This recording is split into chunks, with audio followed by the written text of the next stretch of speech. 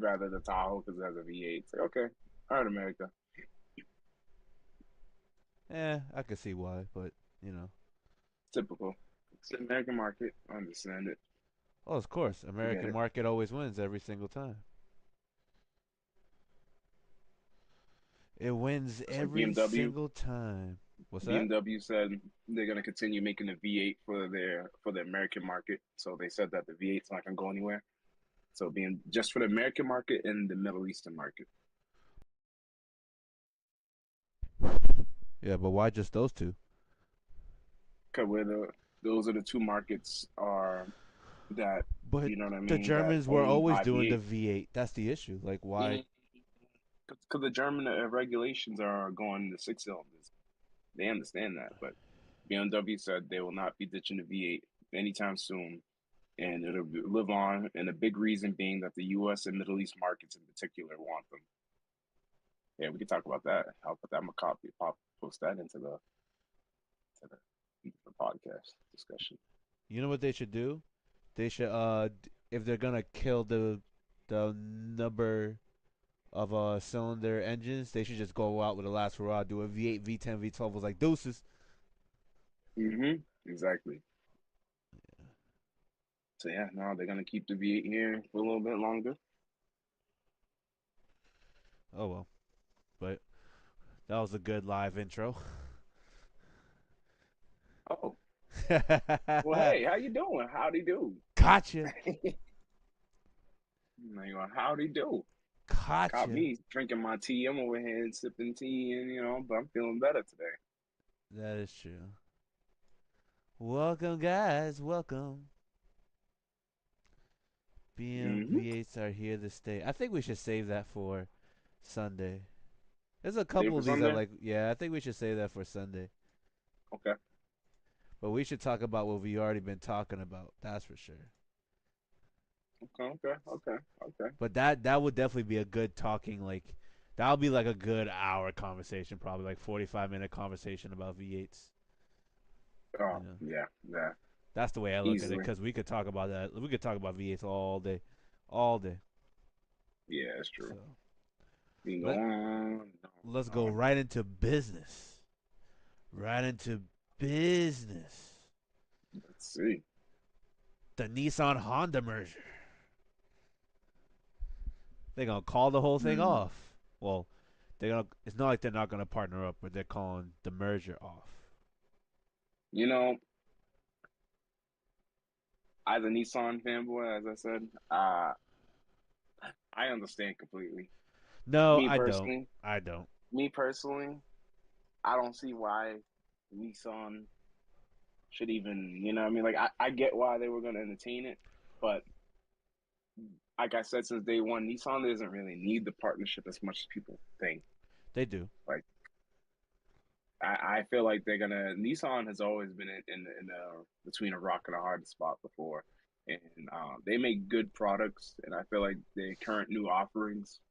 I'm not, and maybe I should just really say like the SUVs as they're revamping and finally updating them, specifically the Armada, aka Mm. Patrol or the QX80. To me, that has always been their flagship SUVs. The Patrol is their longest selling model, their longest model in production that they've had. Yeah, So the Nissan, that's their heritage, and I feel like now that, especially now that they know that the U.S. market cares about SUVs, and I feel like they've gotten away by making, and again, like I said, as owning one of them, it's a great SUV, but they got away with just making it great.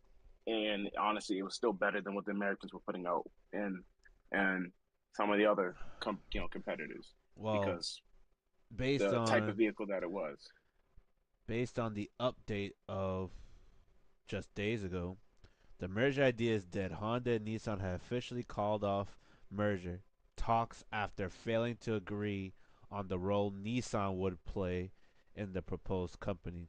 According to Reuters, the negotiation broke down over changes in Nissan's anticipated role in the new company. The original concept was a true merger, but as Nissan troubles came into focus, Honda changed its position, suggesting that Nissan become a subsidiary of Honda. The idea did not sit well with Honda or Nissan officials, sorry, whose sources say that whose sources say are in denial about their company's precarious position. Nissan today announced its third quarter financial results with a year-over-year decrease in revenues and profits, and revised its 2024 outlook downward with an anticipated net loss of 80 billion yen, which is about 522 million US dollars. Nissan could face further problems from the Trump administration's threatened 25% tariff on products produced in Mexico and Canada. Let me end off with about 27% of Nissan vehicles sold in the United States are built in Mexico, a higher percentage than Honda or Toyota. That's a lot of meat and potatoes. The tariff one, Mhm. 27%, that's over a quarter of their vehicles built in Mexico.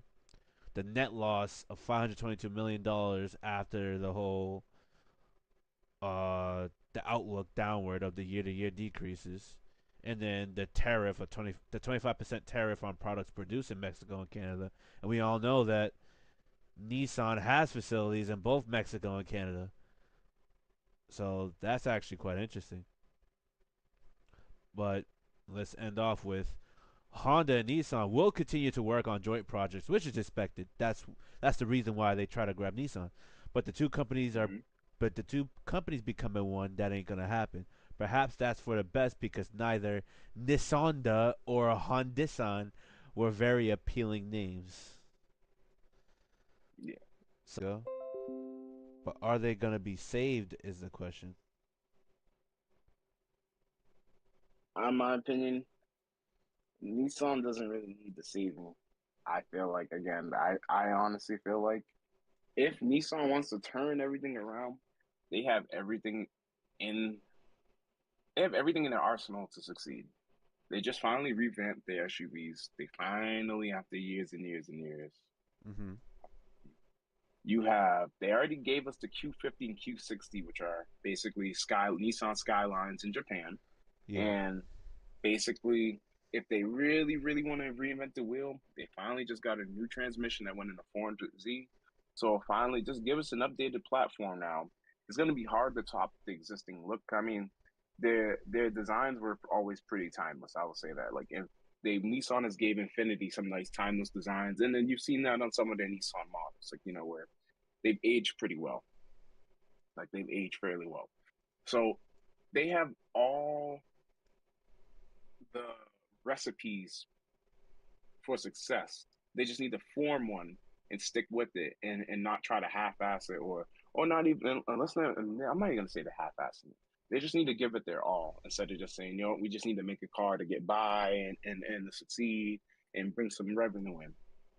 Because they really didn't know how to top the G35, G37 sedans. They gave us the Q50, and it's like they were like, how do we do any better? I mean, let's just be real. The type of car you're getting a lot of car for the money that you pay. I mean, you're paying sub 30, $40,000, and you get a nice rocket ship of a car. Where today, I mean, you want a rocket ship of a car, you get a BMW, like a M340 or M4 or 440, with Yeah. the M Sport package, or you get an M4 or M3, and you're spending significantly more money.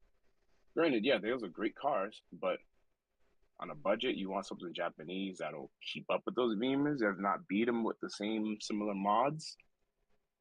Yeah, they've always had a decent car. Of Then, course. then not to mention the 7 speed, they haven't really had any transmission tuning for them. So all those cars, those Nissan Q50s and Q60s or whatever else that has that 7 speed, the Z's, they've really been making those passes on stock transmission tuning, which is impressive. So let's finally get them into the 21st century, just like how Chrysler finally got into the 21st century. I mean, we saw what Chrysler did. Chrysler was, again, people always call Nissan the Chrysler of Japan. And I get why, because they've always had some financial troubles. But they can make a damn good product. That's the thing. They make a damn good product. You stare me? Making sure. Yeah. So yeah, they make a damn good product. And like they always just shoot themselves in the foot with something stupid. Like we had the Carlos Ghosn CEO. He gave them CVTs and stuff like that.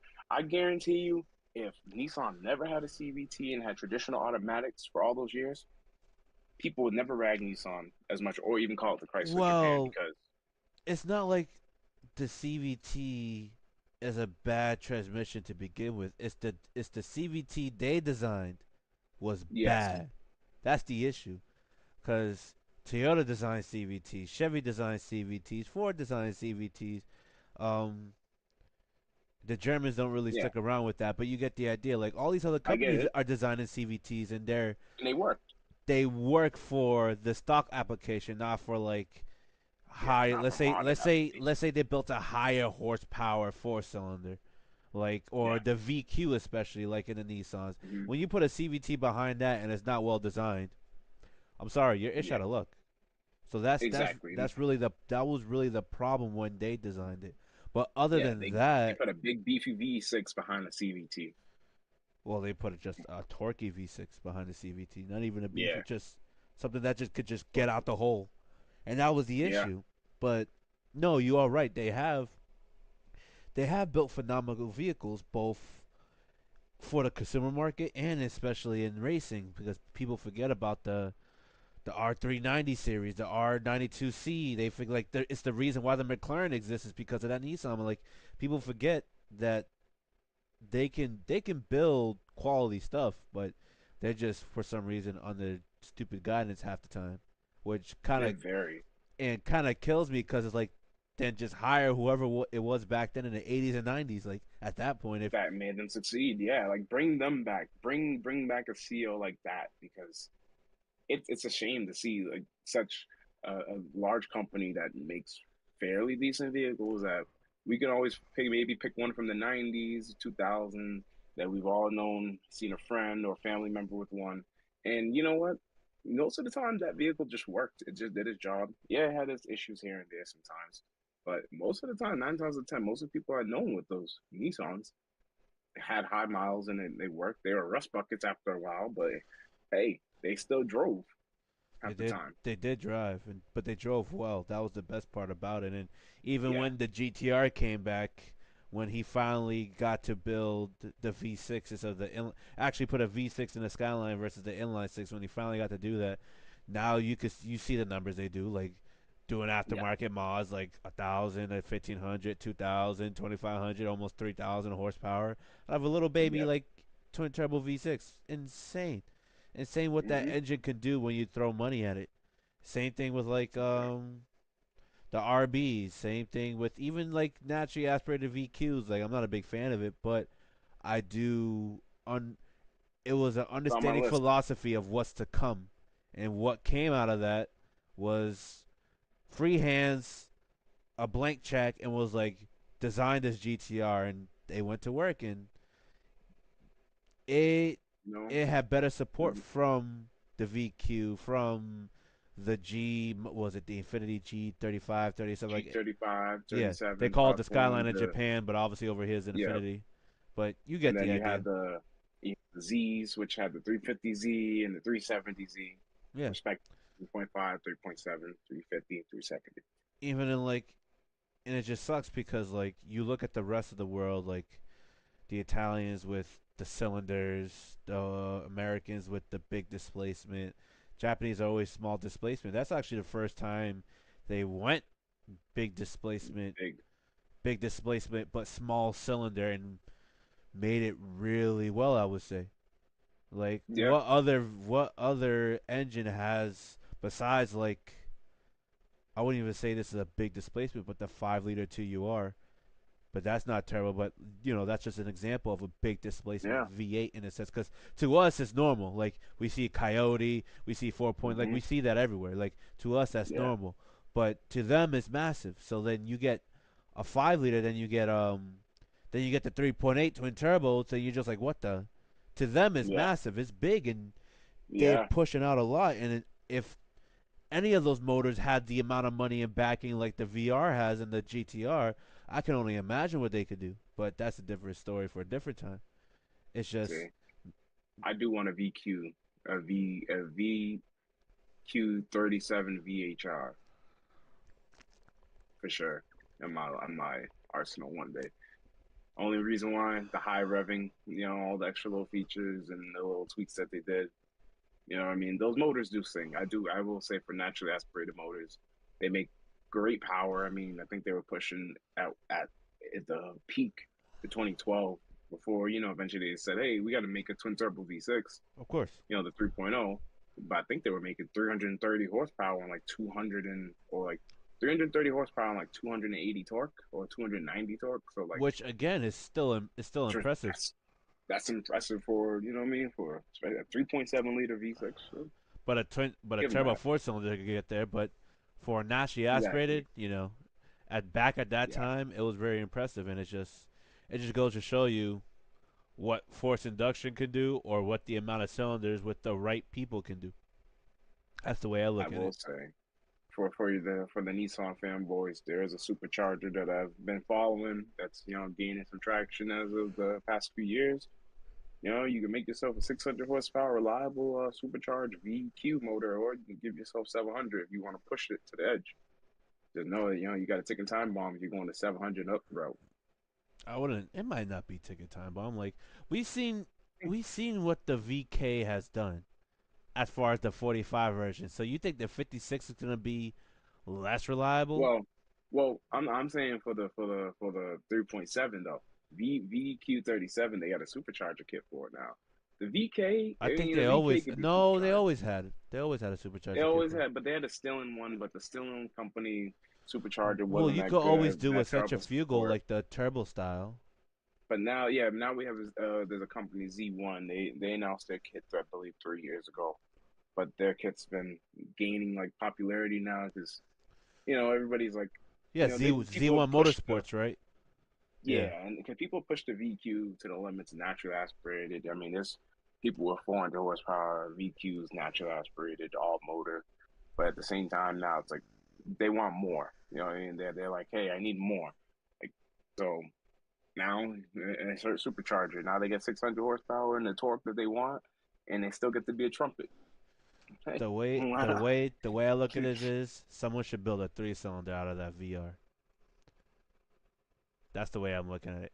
If you think about it like this, IROS Motorsports, like people who know IROS in the states, they build some of the fastest 5 cylinder Audis in the not only in the states but in the world right now. Like doing crazy numbers with the RS3 and TTRS, and they're just now dipping their toes into the Audi and Lambo V10s because it's just to them it's just two 5 cylinders because they needed the 5 cylinder for so long. They're able to get 1,500 to 1,800 horsepower out of it. Now they're gonna dip their toes into V10 because to them it's just again another 5 cylinders. Mm-hmm. If the VR38 with the amount of funding that amount of money people throw at it can depending let's say all out I think it's like $500,000 in parts to make that VR38 go almost 3,000 horsepower. I can only imagine when you take one of those heads out and build your own 3 cylinder what it can do. Half the amount of If you money. think about it like if you think about it the thing that's ruling Texas 2K are V10s and GTRs. That's true. There's a So V10 and a V6. the only thing closest to the V10 is the 5 cylinder, and the 5 cylinder is actually doing pretty well in that standard. It's not getting the fastest times like that, but for its class, it's not doing bad. I can only imagine Yeah, someone was like, you know what? I'm gonna build a 3 cylinder out of this. could have something beefy. Could have something that goes down the That track. will compete. Especially it'd be light. That will compete directly to the E8, to the EA 885 or the 889, I believe, of the Audi RS3 TTRS class. Did Nissan ever build something like an MR2? They came close to No, no. I don't think they They never really scrapped the built anything project, like. but they came close to.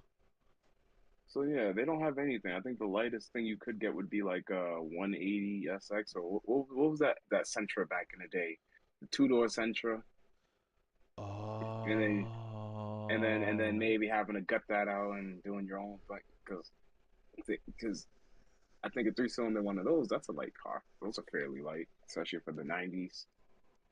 90s vehicles are so much lighter than today. I mean, I'm not gonna get me started. I've seen that new BMW M3, but I know you've seen it too. Oh, of That's course. gonna be next week. We'll That's see. next week. We'll see. But speaking of six cylinders, I told Blake earlier this week that I had to learn this motor because it's part of my training curriculum being back at Stellantis because now Hmm. I'm an alpha, but it's still Stellantis, so I have to learn Stellantis ish. Yes, And the big thing was how I had to learn the 3 liter Hurricane or a gist of it. It's part of the curriculum. You get an extra cert, whatever it may be. But we were talking about it for so long how Blake's saying it's gonna go in these cars, and I just don't see why they should. They should never go in these charges and challenges because of what America's bread and butter is. They should build like its own car, its own sports car. And I think we might be getting that. I think we might be getting that. yeah, As Dodge wants to do a cheap, hardcore sports car. Told you, Blake. Told you. I told you. I told you. I told you. yeah. You told me, but they're still gonna put that engine in everything. I told you No, that. no. I told you, in order for this engine to sell, they have to build a new car. They have. It just makes no sense. Like, I get the V6 thing from because of the whole Jeep. The whole point of the Hmm. V6 was because of the Wrangler. Because the inline six was dominant. And they switched it out for practicality. I mean, granted, the 3 points, the Pentastar V6 isn't bad, but it isn't great. It's just good. It does the job Yeah, well when you don't touch it. Yes, you run into issues over time with wear and materials, but that's just how America builds their engines half the time. Granted, now with this new engine, and I'm learning about it, and there's some kinks that I like, and there's some things I'm like, really, Dodge? it's already proven itself in the Grand Wagoneer, the Ram, I'm Ram not what RHO. I'm not saying it's not proving itself. I'm just looking at it from what they built as an engine. I do appreciate some things. I said that, but I'm also looking at some of the things they put on that engine. I'm just like, really? Why? There was no point. I was like, because if you look, I mean, if you look, I have the technicality, so I will have to pull it out of my account, and I'm not allowed to share, that type of information unless it's already made public. But at the point they were going as far as the shirt block goes, before we even get to the heads, they should have just copied BMW's homework. I kind of was expecting that because when I was learning about the short block, I was like, this looks familiar. This looks Hmm. familiar. This looks familiar. So in my head, I'm like, oh my god, they might be copying BMW. Then I look at the head architecture. I'm like, I I spoke too soon. They're not copying. They had something going, and then that's the way I looked at it. Same thing with the Dodge SRT 4 cylinder. They had something going, and done. That's the way I look at it. But building, It's unique. yeah, but it's unique, but it could be a failure point, and it's something they probably haven't even tested like crazy. They did what they did, and that's that, you know. Yeah, But building a sports car for that Hurricane, that is what's gonna sell. that you know what? You're absolutely right because now it's gonna bring awareness to this new motor. One, two. If we look at it, I mean, the Viper back then, what made 500 horsepower or whatever, 400 Mm-hmm. and something. So Mm-hmm. this Hurricane motor can make that. It's lighter, so they give us a light car. We're gonna have something pretty fun to drive. I mean, let's be real. We already see what the BMWs are capable of today. So I guess that's kind of the idea we'd get with When you more throw money at it, American-esque. when you throw money at a BMW, that's people forget that. Yeah, Yes, we see what BMWs are capable of, but that's when people throw money at it. Not like we're talking like stock. We're trying to talk as stock for stock as possible. Like even if it comes with like yeah, an aftermarket downpipe from the factory, like a Krapovich or something like in the 4 Cs or something. We're just talking yeah, as stock as possible. And you are right. Vipers came 500 of 510 yeah. I think horsepower. 500, yeah, around there. And then whatever, eventually over its life, it went up to like 540, then 640. I think it ended with Yeah, 640 horsepower. So with the newest iteration, the Gen yeah, 5. the Gen 5, yeah. So I think Dodge, you like you said, if they build us a sports car, they have something to market this engine with as well, bring awareness to this engine, and then it's not going to seem as shocking and jarring when people are like, "I want a Charger with a six pack." Then I'm like, people might actually say, "You know what? I will take a Charger with a six pack until we get the V8." You know what I mean? They might be content with it until maybe Dodge brings the Remember what V8. you told me? You were like, no, they're not gonna build a sports car. They're gonna do this. They're gonna put in everything, and that's that. And I'm like, Wait, well, no, wait, wait, wait, wait, wait. that's not what They're gonna sells though. bring back.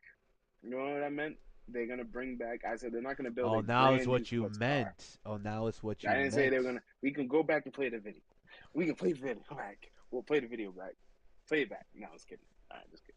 But anyways, Dodge is gonna give us another car that they've already used the name before in the past, the '60s, the '70s, and then they're gonna give us a sports car to that. I wouldn't be surprised if they call it the Roadrunner, the Barracuda, or they call it like something Dodge S, something that's gonna be Dodge. You know what I'm saying? Something Dodge. Yeah, So but this is how you sell an engine. you're right. This This is how you sell right an engine. here is how you sell an engine. You That's how you have sell an engine. because they were not gonna sell it with their lineup. I'm sorry. I don't know what you want. I don't know what anyone else. Oh yeah, it could do this power. We don't need up. Nah, nah. You're building a whole new engine again. Again. This is brand new off the lot. This ain't no V. Like you're brand new. You're building something brand new. You need a car. You need it. They were gonna give us a new Charger, and And they've it was seen gonna already how. and But guess you what's know gonna what? They've happen? seen how the world reacted Guess already. what's They gonna already happen? seen how everybody was Exactly what's reacting. happened with Nissan. Sales are gonna fall. That's exactly what was gonna happen if they My pulled that. problem is, I digress. People don't like change. And you know what? I'm over it because I just watched a review, like I said, about people comparing a 5.3 Tahoe to a new Nissan Armada. And the Nissan makes more power, it's more modern and everything. But everybody literally said, but the Tahoe has a V8 exhaust note. And that just literally blew my mind. And I get why you're saying this is the American way and This why the is the American American way. the Charger won't sell without a V8. And it blows my mind that people would rather a worse performing vehicle just to have that note instead of something that performs better. Like for example, I'm all for the future and stuff like that if it performs better. But if it doesn't perform better, why stay in the past? But I digress. That But that's the whole I point of this channel. That's the whole point. How no. long are we gonna The progress point is, until we're fully electric? we you know what? We can keep progressing as long as they got to keep these things in mind. Weight, okay. Weight. Don't make our cars heavy. Make them light. Batteries, motors, Aerodynamics, and motors. Keep improving on the motors. Improve on the suspension design because there's always room for improvement. And then we'll get there. But they need to stop just trying to take away. You know, what I mean, like yeah, they try to take away our motors. I get it. They took away the Hemi, rah. But you know what? They gave us something more powerful to replace it with. People but really it's want not the the Hemi same. that bad. It's not the People same. really want the Hemi, and I get it. Just like how And, and The you know Ford what? people And rather buy. I don't mean to cut you off like this, Oh, go but ahead. it's not. People do like change. We saw it. It went from Hellcat, Red Eye, Scat Pack, Demon. They were like, we'll give you a 6.2 supercharged 707 horsepower V8. Everyone was like, yo, for $70,000, and they whatever the dealership upmarks the price at. But still, everyone was like, yo, and they were like, oh, for 15 more grand, you get a Scat Pack with an extra 100 horses. That's change. Oh, with the Demon, you get almost 1,000 horsepower. And you do a 9-second quarter Oh, mile. That's also real change. quick. Scat packs are 392s. So we call them Well, snap they do packs. like a So red eye Scat Pack, whatever. You get the idea. nah, They kept. nope, I get it. I correct get it. I'm gonna get flanked, but Scat pack whatever. here. I'm gonna get flanked. My Scat point pack here. is, they built. They went from here, and they all they did was up the V8, up the V8, up the V8. It got titanium rods, up the V8, up the V8, up the V8, 1,000 horse, up the V8, up the V8, up the V8, elephant. Like that's what So like So But now, you gotta understand. You said people don't like change. They like change when it's something they like. That's the problem. no, America that's loves because V8s. no. That's because yes, you're right. They like change because it's a V8 change. Yeah, it's a But no, V8 change. They but just keep now, going. They're but like, now and it's they from the have I6. factory with a But guess what? warranty. But now they have I6, which the standard output I6 puts out 6.1 SRT numbers Boo, from back in the day. So it's like boo, it's like hello Dodge people. boo, The standard output, I get it. Then you have boo, the high output that's boo, putting out numbers greater than the Scat Pack ever could. boo. So so and you know what? And this is what I said. And this is my opinion. If Dodge had it right, they would have just gave us the i6 as our base model engines, like I said, Mm-hmm. standard output, high output, Yeah. and then they would have gave us a revised 6.2. Hell, they should have just took the 6.4, finally give it the right rods, Mm-hmm. the right rings, the right piston, like basically change all of that, all the weak points of it, and just say, okay, guys, instead of a 6.2, we're now giving you guys a 6.4 that's gonna make 750 horsepower, and that's it. So now you can have the hierarchy. That's what they should have did. And then if they really wanted to, they should have just gave us a 5.7 that made 600 horsepower just to be the little in between bullshit motor. Or Hey, bore it out, make it a 5.9. but Bring it back in the day. but now 5.9 Hemi making 600 horsepower. I agree and disagree because that motor needed to be improved too. It was a powerhouse in stock application. Like that was probably Dodge's pinnacle of reliability. Like I've seen a 5.9 blow head gaskets and still run for another. Like that was an impressive engineering defeat. Like that was Yeah, quite as far as reliability. That was I wouldn't say there, but it's damn near UZ level. yeah, And the no, UZ they is such a lasted. smooth engine. Yeah, and Dodge, just like I said, like Nissan, they had the recipe to succeed. They were succeeding. And then, like you said, the one thing that made Dodge succeed was the Hemi, and they took away their one thing. So I can agree with you on that. I just wish that the people, if they're real Dodge loyalists, would support this little change in between And because guess they should what? know that Dodge is But going to you bring us back with the but V8. but you keep forgetting what is synonymous with Dodge. The What is Hemi. it? Dodge loyalists are only loyal if what is still there. The Hemi, because you know what? You're absolutely right. Because I remember telling myself, I will admit, I had told myself when Dodge discontinues the Hemi, I will be switching over to a Ford. I did And tell that's a myself lot. that because you know why? Because and it was only because of these words that the Ford CEO said. We will continue to make the V8 for our customers because that is what they want. So we will have the Mustang with the V8 and the Ford F-150 with the V8. And guess what? Those are the two cars right now. That's Dodge's And worst nightmare. guess who's Ford's biggest customers? The goddamn bald eagles of this country. Yes, sir. Americans. That's true. It's in F one That is true. fifties, 250s, 350s, Mustangs, all the they just gonna keep building it. And I respect Hmm. it. That's what Ford's doing. Dodge should have kept that same boat. They're like, yo, we're gonna keep doing it, X, Y, and Z. Even if you went down in Especially, displacement, go do overhead cam and, fight Ford and especially if fight someone Chevy. like Chevy is still giving us the 5.3 and the 6.2. Like they're Exactly. still giving us the 5.3, which I want that motor to die. Like again, I haven't. I'm not knocking the motor. It's a good motor too. It's a Gonzo. 5.3s have been here forever.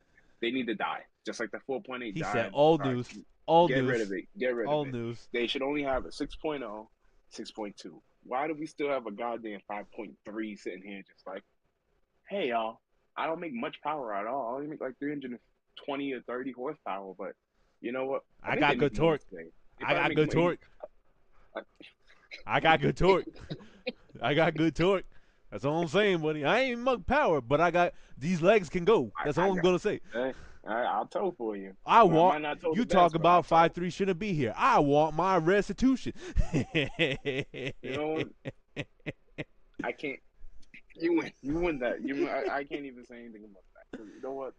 The 5.3 has Hey, earned hey, its spot. Chevy kept the 5.3 alive for how long? It had a I know it longer wasn't long. run than the Hemi. I know. I know. It came out before the Hemi, It and it had a outlived the Hemi. longer run than the Hemi. The Hemi now has a gap in its production history. A gap. Okay, a gap. The 5.7 has a gap, and now it's coming back.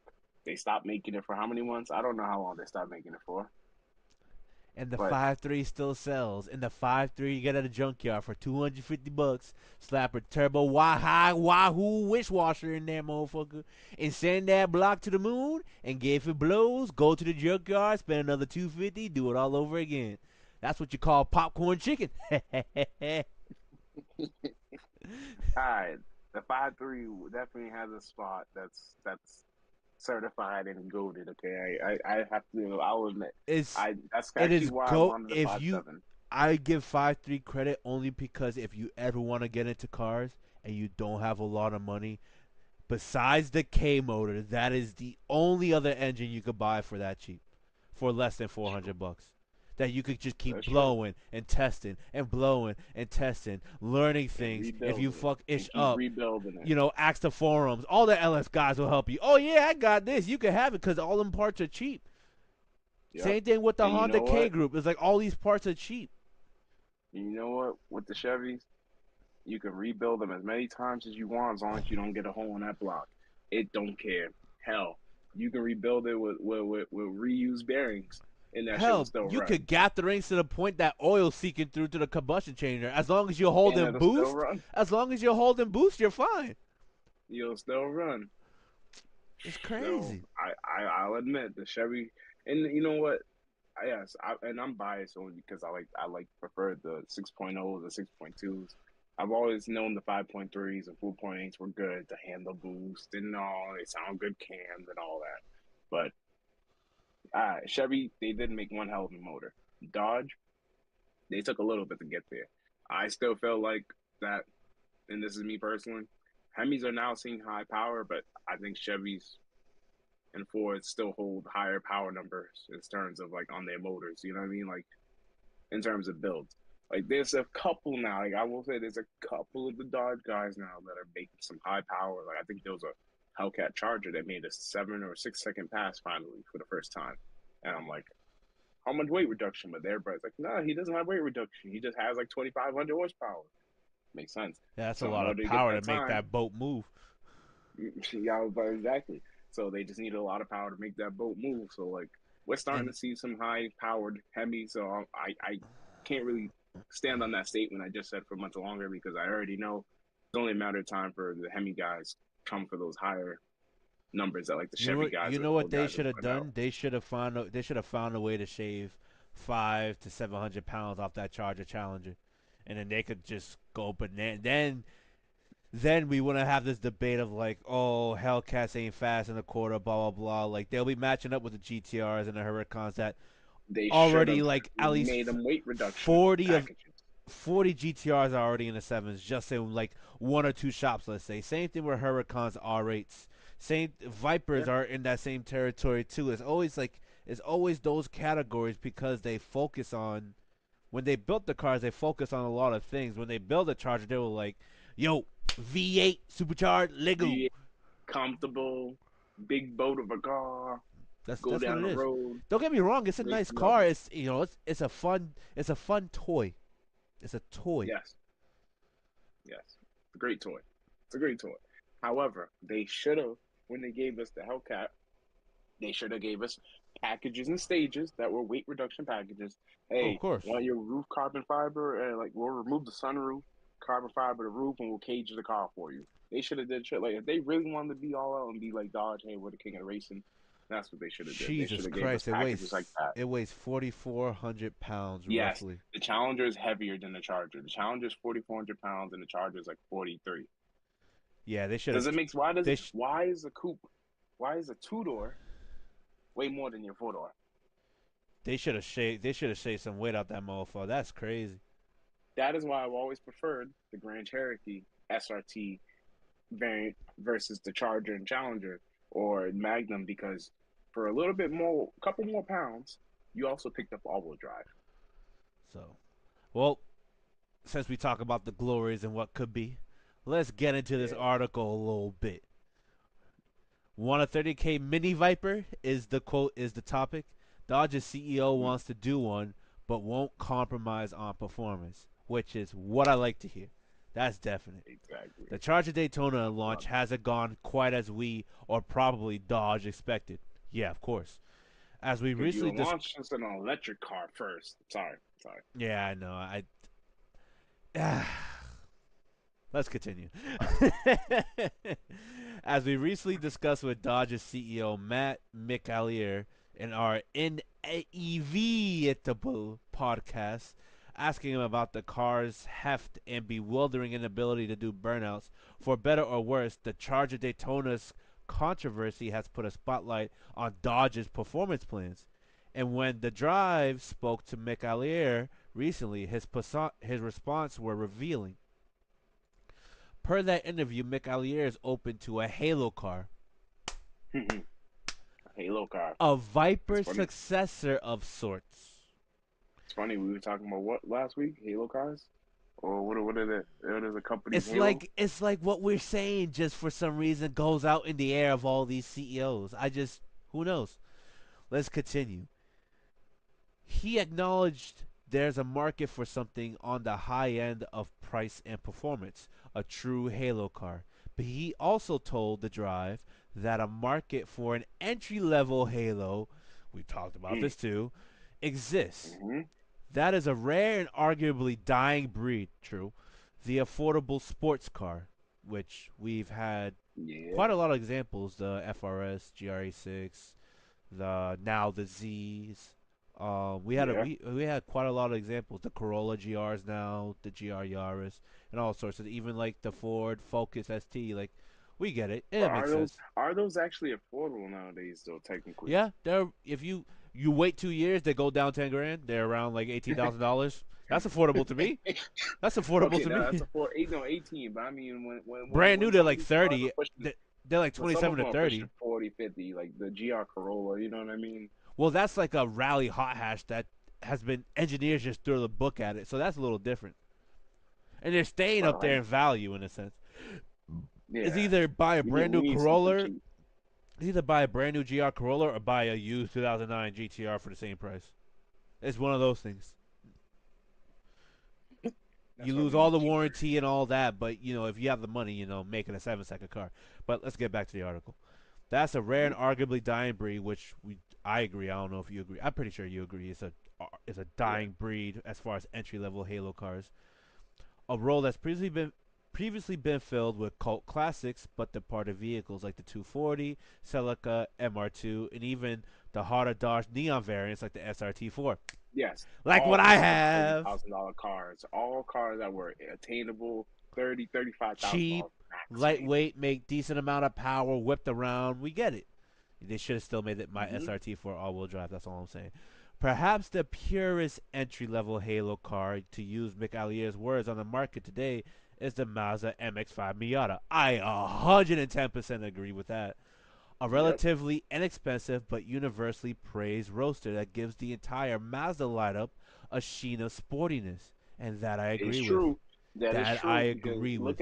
look at how Alpha even copied. They said, Mazda, can we borrow your Mazda, your Miata? Oh, with the Because we want to Abarth make a Spider. 124.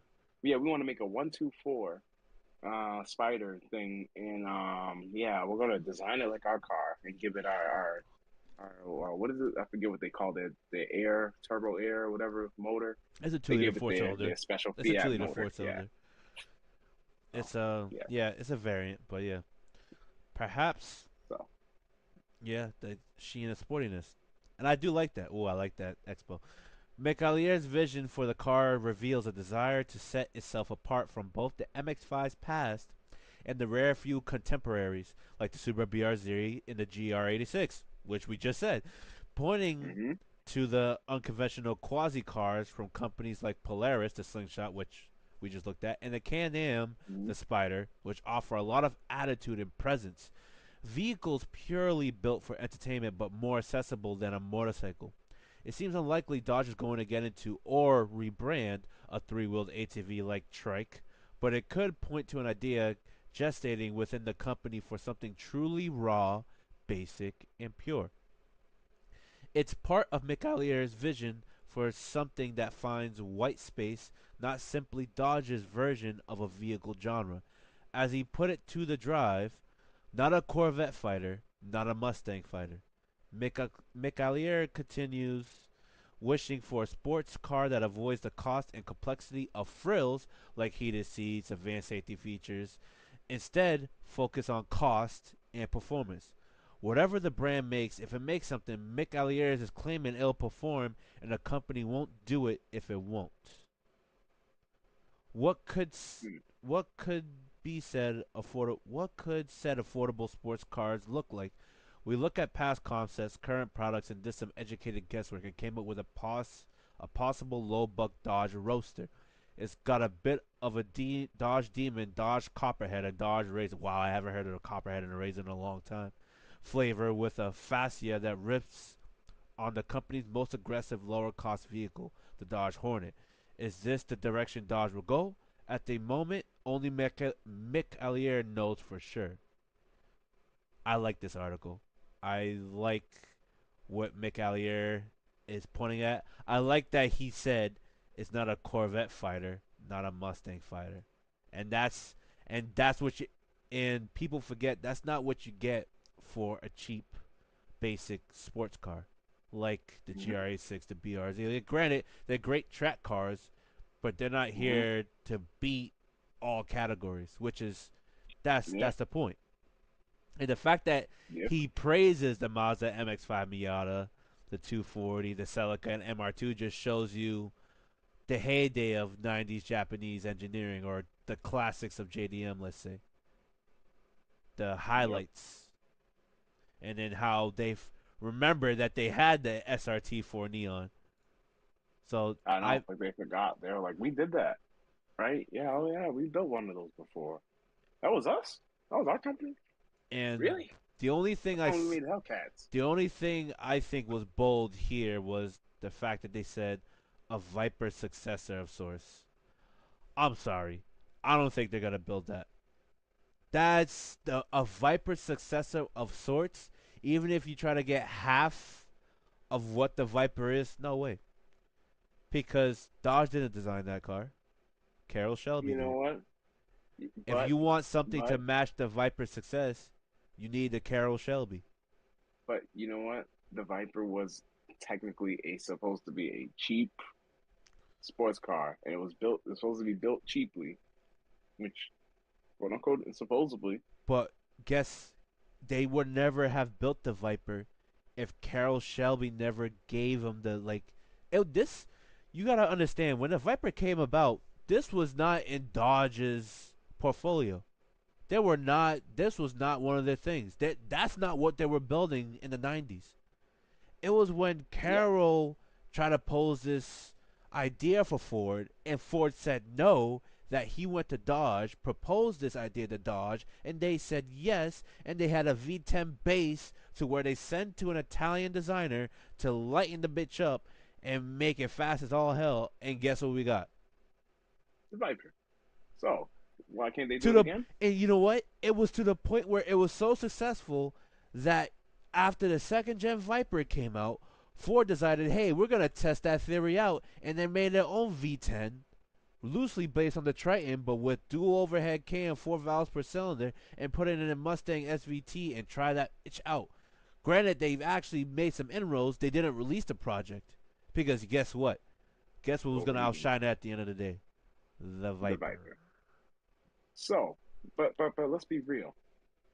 They could do it again. You know why they could do it again? Dodge had all the way up until the Gen 5 Viper, even though he had Carol Shelby got them started.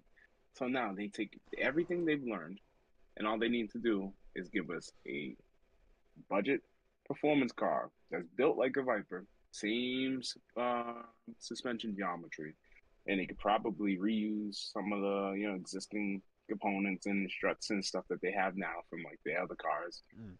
and literally shoehorn it and have a parts bin because it's typical Dodge. Again, they take everything from their parts bin and then they whip up something together.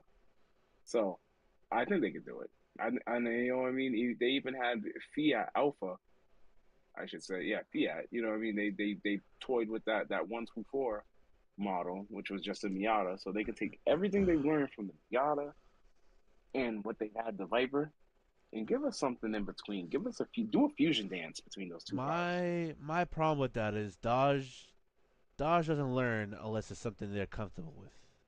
The V8, for example, they've learned that thing since the dawn of the company.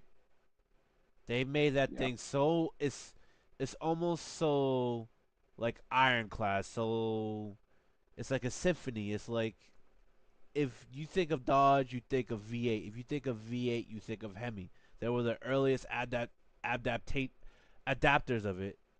They were early on in production of it. Hell, it was to the point where the motors they were building back then, even in their early NASCAR race series in the 70s, they were to the point where the NHRA was like, we're banning this. Like, they were building batshit crazy V8 engines. That's the one thing they know how to do. Everything else they don't know how to do. Turbo four cylinders, thank you Mitsubishi, thank you Fiat. V10, the Viper, thank you Carroll Shelby. The SRT6, thank you Mercedes. The Hurricane is probably the only iteration of what used to be because of the old Wrangler 4.0. But I can even argue that wasn't really all Dodge, but let's just say it is. Because Dodge is not only symphonous with V8s, Jeeps are symphonous with inline sixes. So yeah. we could kind of correlate the turbo V6 and the old inline six with that big gap with the JK and the JL body styles. Let's just call it Yeah. that. But besides that, what they know is V8s. Everything else was either borrowed or they, whatever it may be. The reason why they went on a rampage with the whole Hellcat swap and everything was because they got all the money. Freaking big boy Sergio, after they died, bailed them out. So they were like, have rain at it. They're not out of bankruptcy, X, Y, and Z. So I agree with everything you're saying. I just think that people need to remember, Dodge in the '70s, just like the other fuel crisis, had to rely on their little slant six. Or I mean, yeah, they had to rely Failed. on their little slant six, Failed. which didn't fail. They had to rely on it during the '80s, the fuel crisis, the six, so Understandable, but if and it worked for them if to it keep them afloat. prolonged if it prolonged to the point where that was gonna be their staple, like BMW and inline motors, then I understand. But that's not what they're known for, and that's the issue. Yeah, it's true. It's true. True. Now that they're building this new turbo Hurricane Uh, inline six and then the new Hurricane 2-liter four cylinders, so I guess it's gonna be a new Hurricane lineup. I want to know who's the. You know what? Now you got me curious. I wonder who designed these Hurricanes. Now you got me really curious. hmm.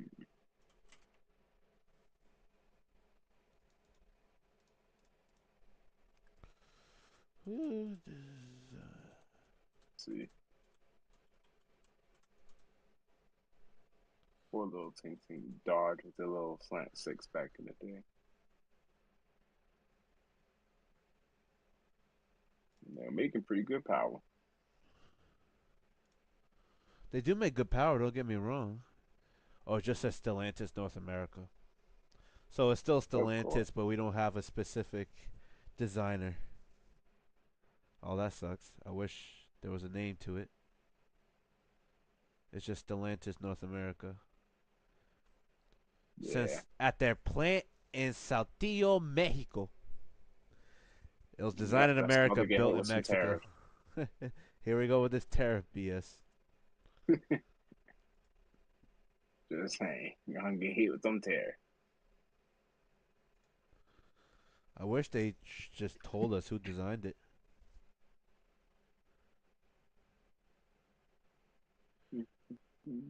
So it's just Stellantis Group. They don't even give us a designer or someone who built it. Whatever. I hope it goes well for them. From the design, the short block looks quite interesting. It looks very BMW like, which I actually quite like because BMW's making some inroads with the inline six, but the head design I'm not a big fan of.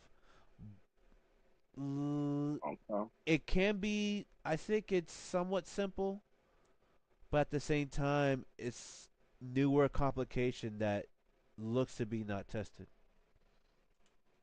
And I can understand where you're coming from with that because that's my one thing with these motors is, and this is why like you know what I mean, I'm playing on the line. I'm just hoping that this motor helps Dodge succeed because they're already trying to claim that they want to give us the 1,000 horsepower crate motor version of this motor as well.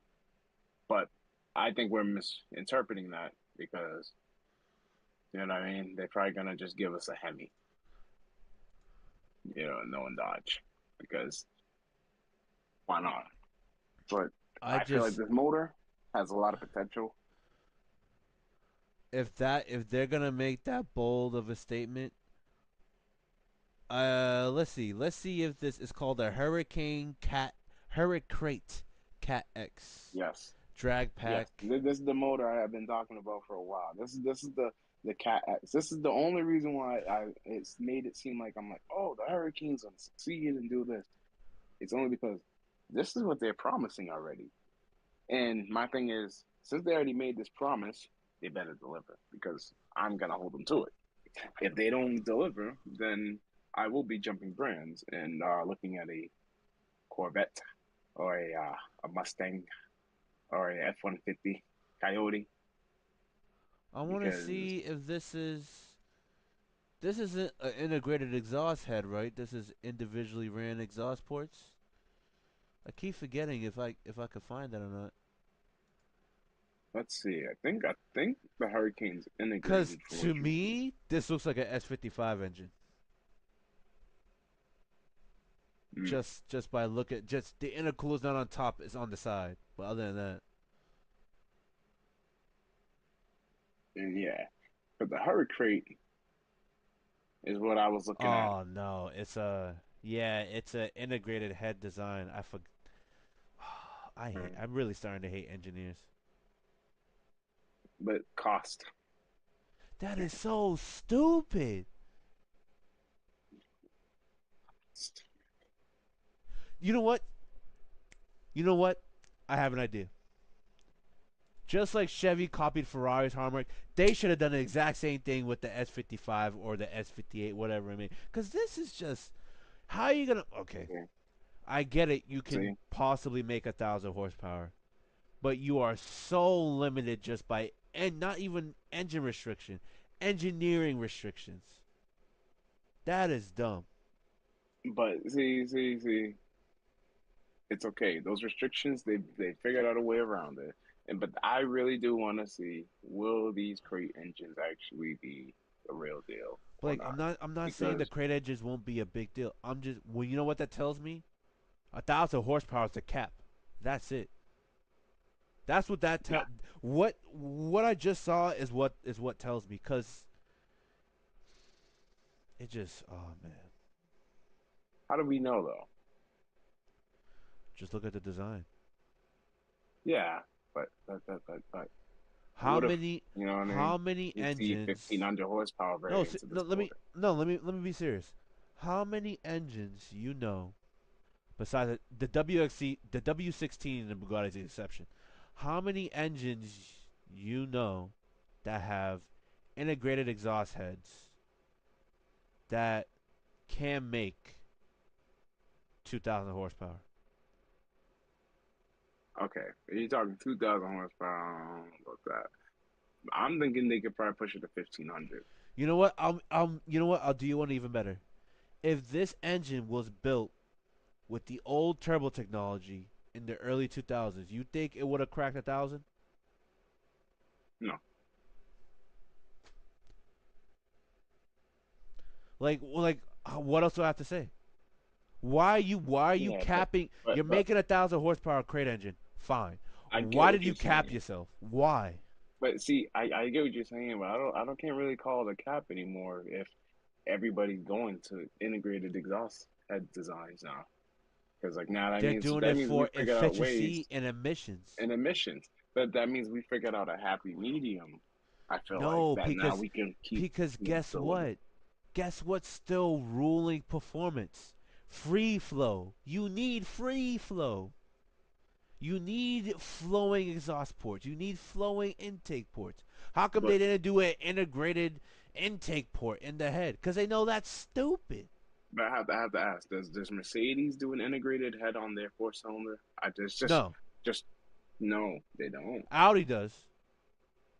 So Mercedes Audi's on their M V6 Audi's on the V6 AMG has an motor. integrated exhaust port with the single turbo hot V, but with their V8s they have regular runners. Same thing with Mercedes, BMW, and Audi basically have similar design similar design cues as far as the hot V twin turbo V8 So, but what about Mercedes? I mean, their four cylinder though, the AMG four cylinder, individual.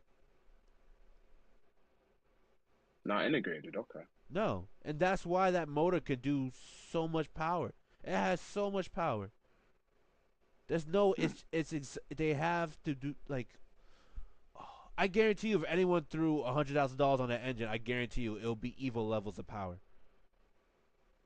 I'm not saying it would. I'm just They probably. I was gonna say that's probably already got. to me that's a little I bit was of a gonna say stretch though. probably already Like an can. all aluminum engine, like that's a little bit of a stretch. But let's just say people who get these motors that are, let's say they're for some reason coming inexpensive, that'll be the newest hot ticket because you got a motor that makes 500 horsepower right out the gate. Yeah. Throw a bigger turbo and bigger injectors, you're damn near cracking eight.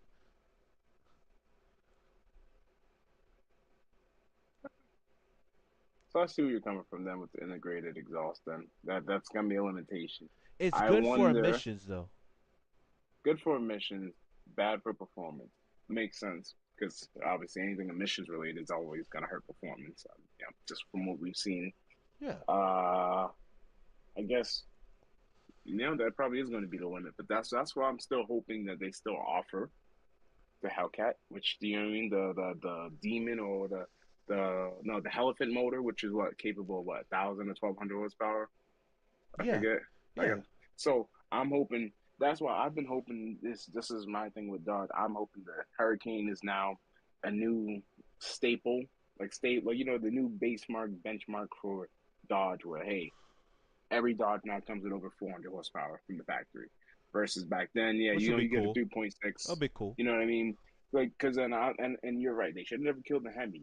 They should have kept it there. But see, my thing was, I was thinking, yeah, kill the 5.7, kill the 6.4, but keep the 6.2. And No, they I would have kind of killed the did. 6.4. Ah, you know why I say kill the 6.4?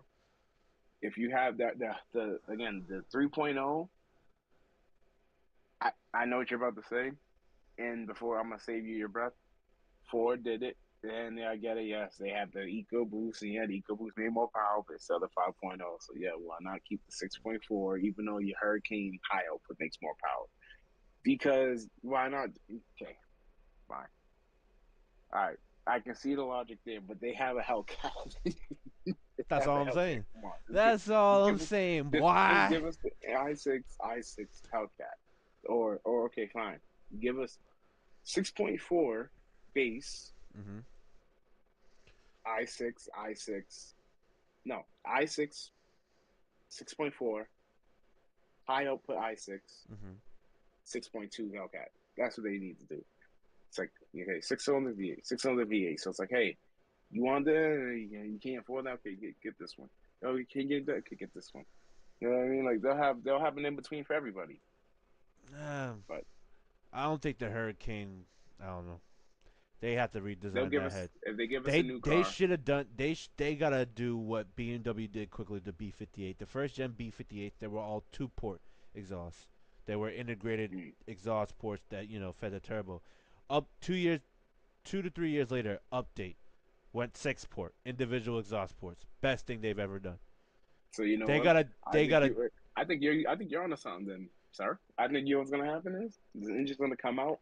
It's gonna do good. It's gonna do good in the Grand Wagonairs and Rams because these are the market that they're going for. These people, Mhm. they just need that power as it is. And then I think we're gonna get a Gen 2 version of that motor, right? With That's updated heads. upgraded with updated heads because then people are gonna figure out. I Like what hope you're they're saying, they're smart gonna enough to say, do hey, that. limitations. I hope They're they're gonna be like smart enough to do limitation. that. Hopefully they're smart enough to do that. But hopefully, if I feel like the right people get their hands on this motor, that people like Dodge is looking for brand ambassadors to drive a Hornet around. Like what? So like if they're looking for people like this, they may get the right people to say, hey, Dodge, you guys need to improve this. And hopefully, if they really want to succeed, they'll listen. They should just build it right out the gate though. Like they they're building a Germany, hurricane. Germ, dude, Germany's been building inline sixes for how long? And the no, only but time they they went integrated and like exhaust port was for a American. 2 year run. So I and I feel like when they made this motor, or maybe who knows when Stellantis was designing this motor, they probably were already looking at BMW. And then they copied the B58. They probably had a B58, like early gen. Fucking stupid. And then and then literally just copied it as it is. And then now, like you said, they're gonna learn quickly that But what are they doing? it's not even the first gen B58. I mean, it's the first gen B58 that had that issue, but it was an iteration of the first gen that came to port.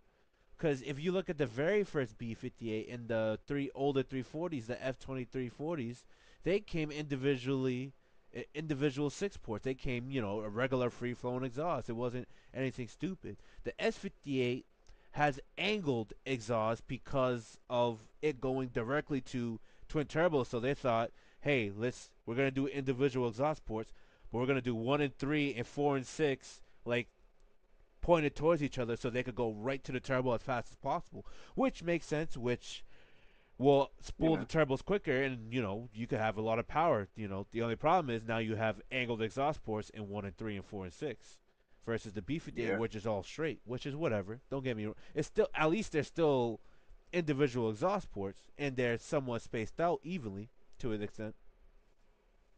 I don't know. it's true. I think no. Like you, for example, with your Hemi, you gonna, if you put another, let's say you get another Dodge Ram, are you gonna leave it with a log manifold? You're gonna get equal. You're gonna get some type of runner exhaust manifold. I'd get some type of runner, You get like but some tubular yeah, exhaust yeah, manifold, right? That yeah, is the exact same dilemma. You're not gonna go with a log manifold where all the exhaust is restricted right there and just goes out yeah. one big thing. You want it all to flow nice. That's All the right, that same makes sense. dilemma. That's the That exact makes same sense. dilemma. I get what you're saying now. I get what you're saying. I get it. All So you what you're doing is, instead of taking a log manifold out and adding a tubular manifold, you're permanently log manifolding the head. mm, You okay, create okay, you okay. create turbulence, you create back pressure, you create unwanted wasted inertia. It's all combating with each other. That makes sense. That does make sense. I get now. I get what you're coming from now. I get you coming from because it's a restriction, and if you're gonna restrict your engine there, I mean, you can't breathe, can't exhaust. Or you can get air in as Hmm. quickly. Yeah, it can get air in as quickly as it can get it out. So yeah, they made a flaw, but who knows? Like I said, the applications it's gonna get used for, people who if they just want to do a simple tune and maybe give it 800 horsepower, Hmm. I think that's what Dodge people will be happy. And like for example, we see these engines in the Charger and the Rams, and people start tuning them, and now they go from 520 or 420 to 600. That's gonna keep them quiet for a little bit. You know what I mean? That's Not gonna help. entirely, but yeah. Not entirely, but it's gonna keep them at bay. You know what I mean? They're gonna be like, wow, this is what the Ford people been enjoying. With the EcoBoost, like you hear everybody with the EcoBoost F-150s, like I love my EcoBoost. I like pulling on people on the highway. EcoBoost is a fine platform because they actually proved what they can do with it, but to me it's still flawed because of head design. Yeah, It's yeah. like, how come the Japanese and the Germans are still, I mean, with their higher applicant stuff like the VR38 is probably the only one I can think of right off the bat, and the 2GR is another one. Any one of their Mm. GR engines are actually individually exhaust ported, even though some of the exhaust runners are like this peewee small. They still they still have it there. Still individual. So Eh, You know, because the VR30 DDDT and the VR35 DDDT, they're integrated exhaust manifold, I'm trying to think of what's another turbo motor. Is the Alfa Romeo 2.9 motor integrated individually exhaust? exhaust manifold. Yep. Okay. The 2.0 has is an integrated head exhaust, but it has a split. So like 1 and 4 goes to one scroll, and like 2 and 3 goes to the other scroll, type thing. And they go Okay. like that. So at least like although it's split, it has a lot of room to where it will build back pressure, but it goes to a twin scroll, so it's a little more efficient. I don't like it, but it's at least a better design in a sense. Trying to think what other motor. Can't see your face. Oh, there you go. Oh, I was trying to think what other motor there is that would be integrated. That's pretty Even the good newer today. Honda K20s went integrated exhaust manifold. The newer ones, not the older ones. Newer, the Okay. K20C The ones, the new. turbo, the Oh Earth yeah, Dream technology. yeah. Which people are making good power out of them, but I mean, what's good power? Well, you're still limited at the Four end of five. the day, but It's still limited. Yeah, 4 500. That's still limited. Like yeah, remember there's it's K's that are making 1,000. the thing is, the Germans Oh, are not doing very it. K. The Germans keep Yeah, everything. Besides that little run with the B-58, the Germans have been always. they're keeping it simple. They keep it simple. They know what works. They know what flows well. They're gonna keep it that way. The the Japanese will do most of their run with the technology, but better they do have better control as to what engines have what, instead of just making them all like, oh, we could do a lot of power, but this is the new design and this is what you're gonna stick with. Like they still have the VR38. People still swap 2GRs and everything because they're dirt cheap. They still have a Mm, relatively decent design as far as what you can do with them. They still keep that at least. Even the 5 liter mm, V8 of the UR, even the VK56 of Nissan, they keep those design elements. So at least there's a balance. mm, Economical, here you go. If you want flow and horsepower and that whatever it may be, here you go. If you want the king mm. of all kings, VR38, you're not beating it. I'm sorry. That's the way I look at it. Like as far as new motors, I'm not talking about all time. Just talk about new motors. Talk about Yeah, new yeah, I get what you're production, saying. whatever it may be. Yeah, And just new, modern, current production. and Yeah, then for some reason, America's just ass backwards when it comes to smaller cylinder engine things.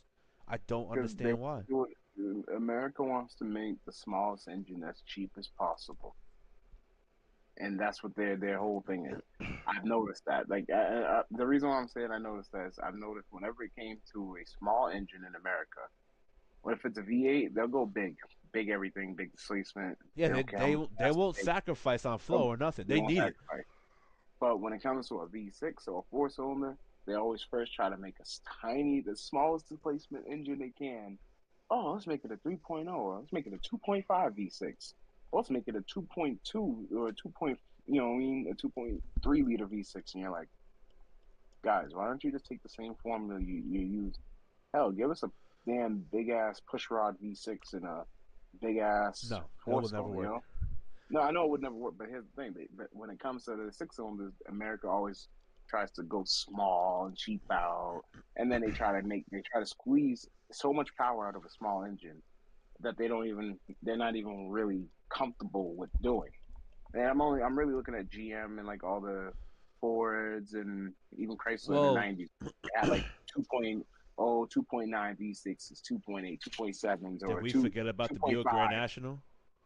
Well, no, but I'm including that because that was a pushrod V6 in a sense. You know what I mean? And that motor was basically like a V8 essentially, just with two cylinders chopped off. That was Mm-hmm. basically like a Chevy 350 to them back then with two cylinders chopped off. So like it was simple and like to Americans, but like when it comes to again making a small displacement engine, whether it's dual overhead cam or even pushrod, they'll try to make it tiny as can be, like a 3.1 pushrod V6, or and then they'll try to add dual overhead cam. Like they overcomplicate it and try to again they keep trying to squeeze so much power out of a small engine instead of just saying, hey, what do we do with V8s? We make them big we make them torquey, we make them Yeah. peppy, and they make power. Yeah. So let's take that same formula and do that with our four cylinders.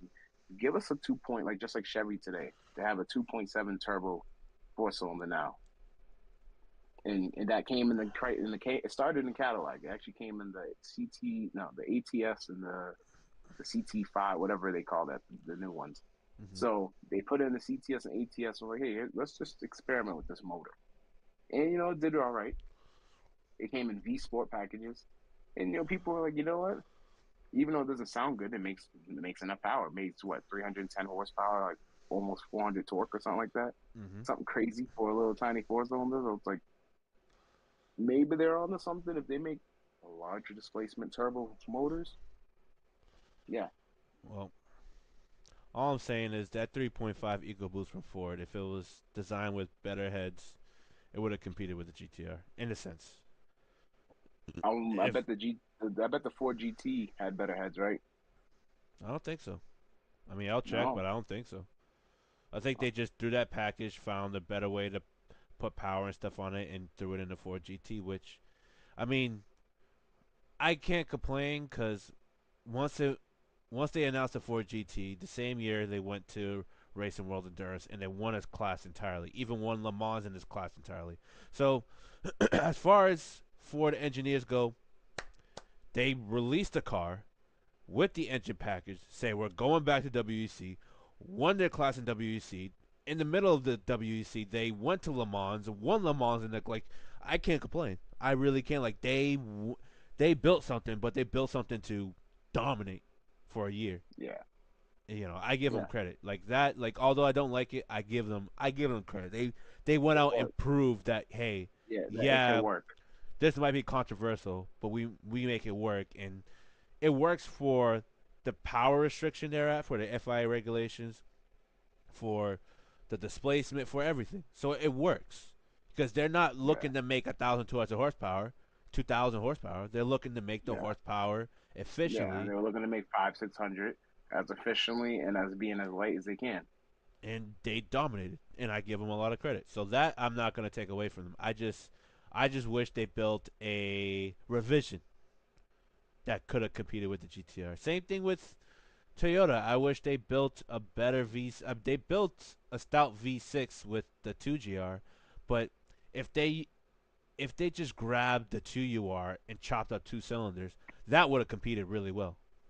If Yeah, they grabbed the 2UR, chopped up two cylinders, made it a closed deck block, boom, you're competing. Made just do big exhaust ports, you're competing with the GTR all day. I just don't know if they were ready to do that They at they the would have time. been. Like, They would like have you been. know what I mean? Like I felt like they were so focused on giving us a new Reliable car. LFA, yeah, reliable. Like you know what I mean? Something like they wanted to give us LFA, so they're like, hey guys, let's give them the LC, which only people who appreciate Toyota will appreciate the LC Yeah, like that. 500. People who know that LFA know that this was the LC was a more Yeah, affordable option. affordable, very exactly. Like, and so people will know. Like, oh, if you know Toyota, you will know. Like, but like if you're just someone who's like, it's just another Toyota or Lexus, you're not gonna appreciate the build quality, why the car is designed that way, why the body looks over the top like that. Yeah, Like you can tell they tried with that. But cars like that, I can tell they tried. The RC to me just looked like they looked at how Infinity had the Q50 and then made a coupe. You know what I mean? So it's like they just said, hey, let's take our IS300 and make a coupe out of it. Which again, I'm not knocking the RC, which because the RC has grown on me over the years. It's just at first I felt like it was just like it didn't have its own originality, if you will. Like I I wish think they it did kept more in of a the sense. IS. I wish they kept more of the IS's like No, I think the look. RC was a good way to make besides because we didn't they had the Toyota had the FRS. That was Lexus's FRS. It Like was I like lighter, this. it was more sporty, and it was you had the option to get a V8 in it at least. Like I like this here. Like have you seen the Lexus IS convertible? Right. Oh, I know what you're talking about. I that to me perfect shape, perfect look. You know, I say perfect look. I looked at it immediately. I know exactly what it is. You know what I'm saying? Like I know exactly what it is. It looks good. And the Yeah, but lines that was flow. the only time they built a coupe. But it's like they weren't gonna build a hardtop Then IS. and then they gave us the RC. And I think what happened is I think the RC kind of I don't know. I've always felt like they tried to do a little too much with the RC. You know what I mean? I would have to disagree. Like I said, Like, like how Toyota had the GRA6, the Mazda had a Miata. Toyota's luxury variant, the Lexus, that was their Miata. That was their. It was small, light, compact, mhm. coupe. The option of the V6 all-wheel drive, option of the V6 rear-wheel drive, and an option of a V8 rear-wheel drive. It was all those things. That's the way I looked at it. I looked at it as a FRS. I looked at it as an MX-5. I looked at it as an MX-5 with a V8. The RC, Yeah, because if you, let me see. Let's see how much this thing weighs. it's like 4,000. I think Lexus like RCF 3,800 pounds, 4,000. 39 RCF. Yeah. Now let's do RC 350 rear wheel drive. 39. That one's 36. So the V6 variant, light, sporty, coupe. Let's see the RC 350 coefficient of drag.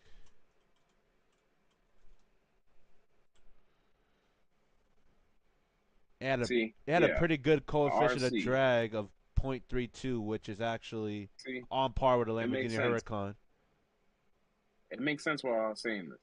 The RC stands for radical coupe. That's why I've always felt like they were like doing so much with the styling, with everything. You know what I mean?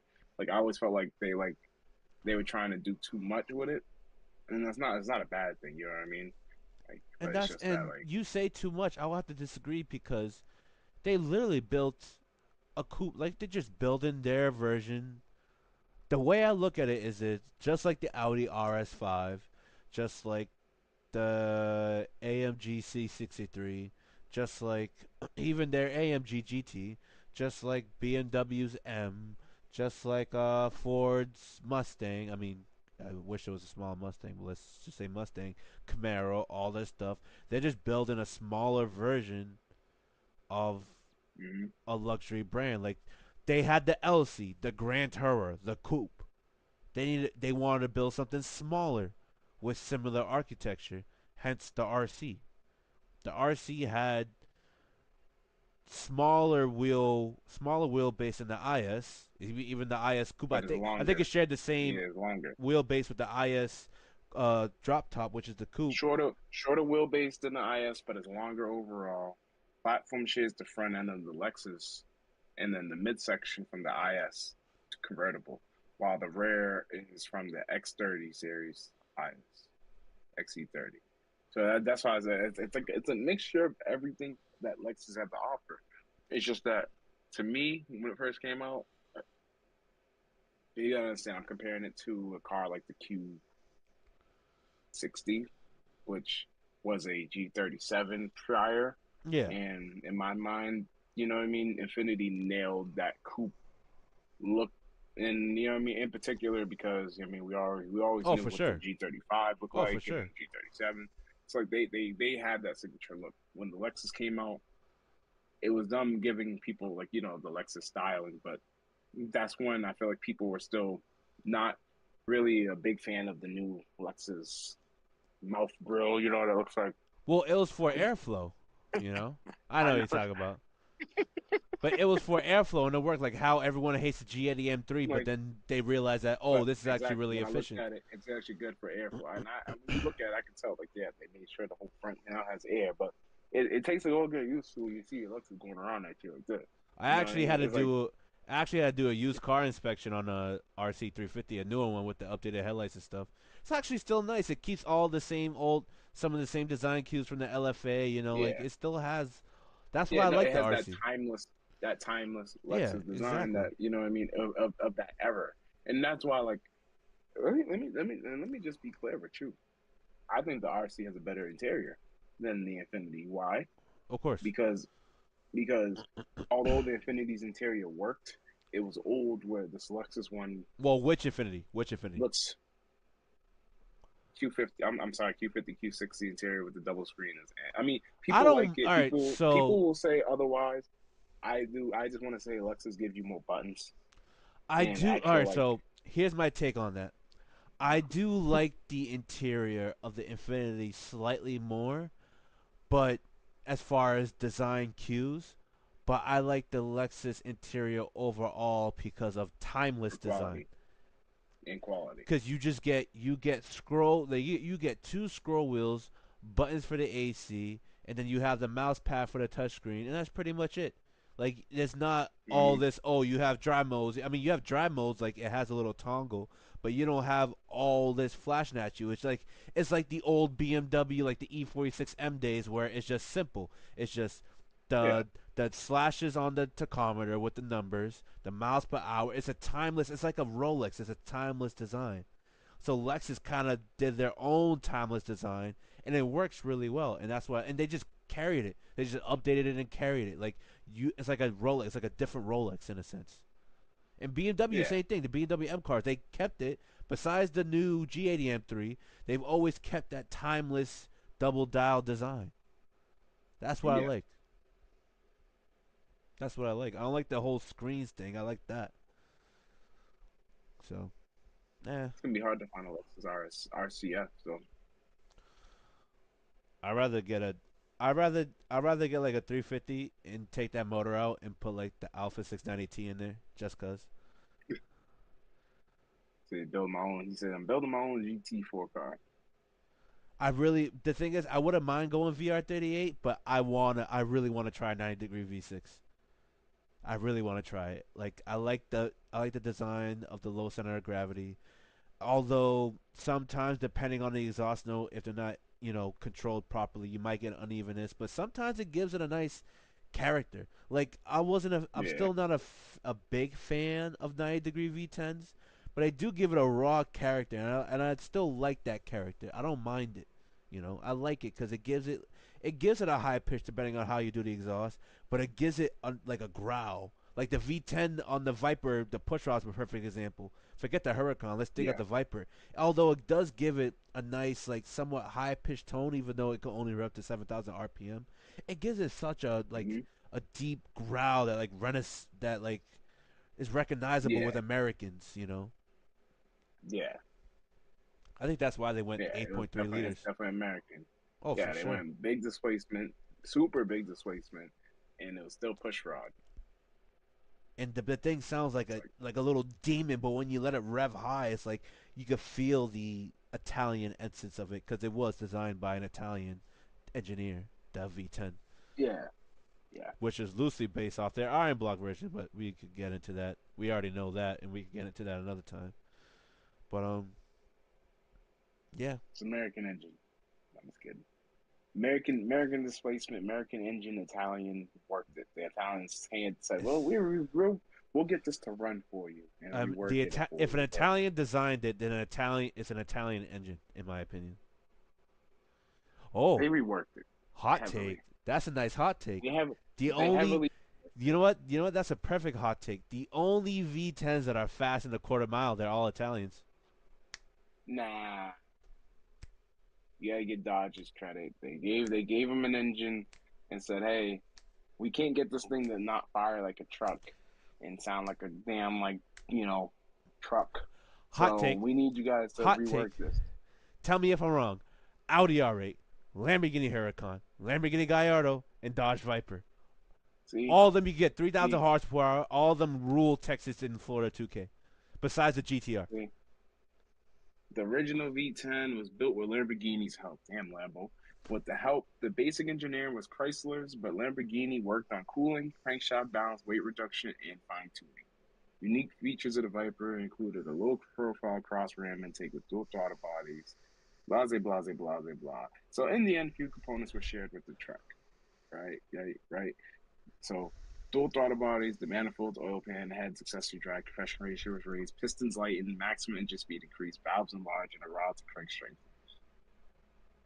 It's a lot of reworking by the Italian by Lamborghini. Mm-hmm. You know what? And I bet Lamborghini have fun doing it, but at least the basic architecture still. Which is fine. I'm not saying it isn't. It's, What I'm saying is the Italian designed it. they they reworked it heavily, severely, So you can't tell. severely. You can't say, "Oh, they didn't design it. They reworked it. 95% of it. They designed it, bro. I'm sorry. Nah, that's I like I can't build I'm an trying to think iron of block another V8 example. and give it to Italians and tell them to redo the entire thing, and they'd be like, "Oh, we redid it," and be like, "Oh, it's still my design, bro.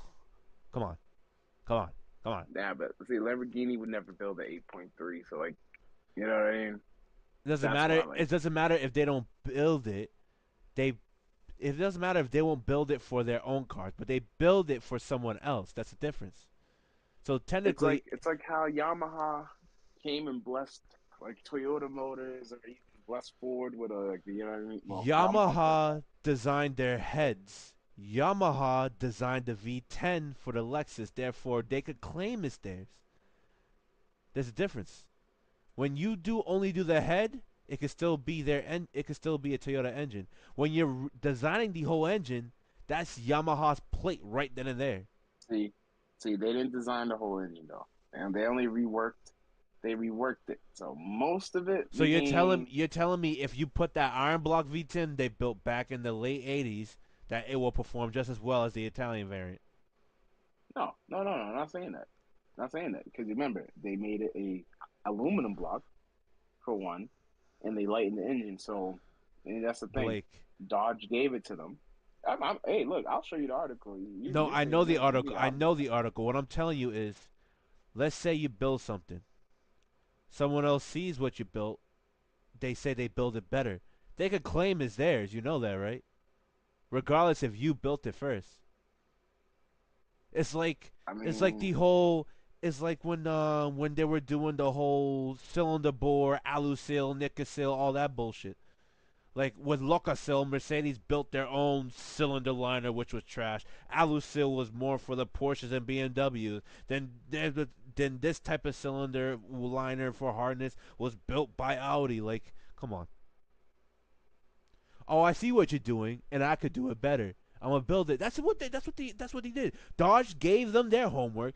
They were like, huh, I could build this better, like this, and rework the entire engine. And we discussed about this before. That one part was shared from that from that iron block V10 to the aluminum. So that tells me Dodge didn't build it because Dodge already built their own V10. The Italians no, built yeah, it. Lamborghini designed that one for them. If you design something, that's your I get what you're saying. I get what you're saying. They designed it. The Chrysler had to manufacture it. Blake. The That's what I'm trying to get at. Italians built that. The They designed it, Italians but built Chrysler that had to V10. manufacture it. I am not. You're not gonna convince me otherwise. The Italians built that V10 all day, every day, and that's why I had a hot take. Because the fastest V10s right now are all from Italy or built by the Italians. Ugh, That's my hot take. Fastest in you the know quarter what? mile, Huracan, R8, Viper, all V10s, all built by an Italian. That's my hot take for today, tonight. It's a Dodge V10, Italian or American. That's what we're gonna have people vote on. Okay. The Dodge V10 Iron Block is American. The Dodge V10 Aluminum Block is Italian.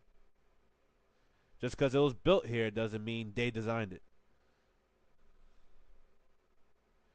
Now, if they designed and built it, you got that. American, then that's all American. But it ain't. Unfortunately. It's alright, Blake. It's alright. It's okay. It's American. It's In what American. I'm sense? gonna In say what sense? In what sense? Please tell me. it's American displacement. It's American built. Blake. Hey, look.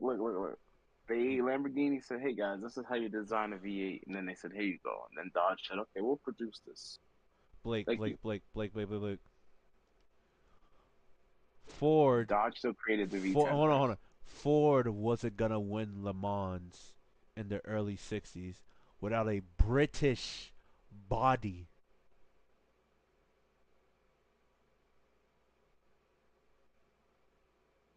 Eh, Dodge wasn't gonna build the okay, there Viper we go. engine without Lamborghini.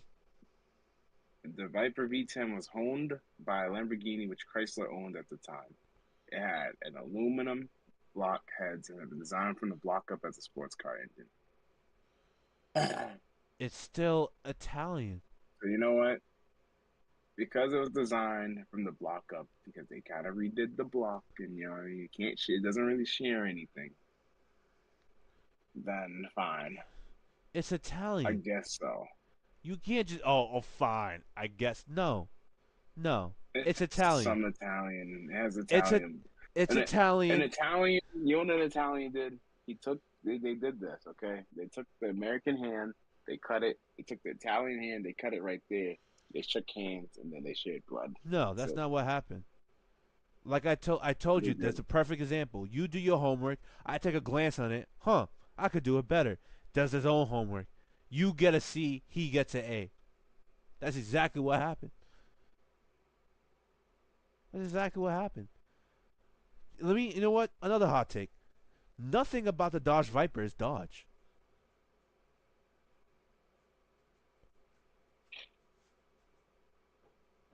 You Nothing. know, Think about it. Engine, yeah, body, I guess you get a point. design. If They just had okay, the badge. They were like, "Oh, Carol, we like your idea, but we're gonna badge it as ours," and that's fine.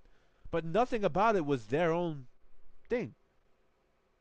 The engine loosely based, the design aspect, Carol Shelby. very loosely based, yeah. Yeah, yada yada yada. So So is it really the Viper, Mopar? so the Viper's not American. No, the Viper's American, but it's not Dodge. It's Carol Shelby.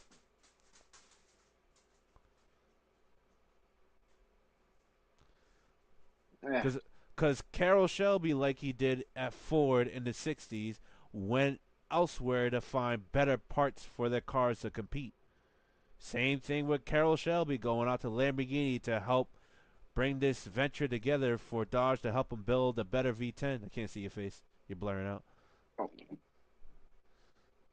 yeah, I guess. So he did bring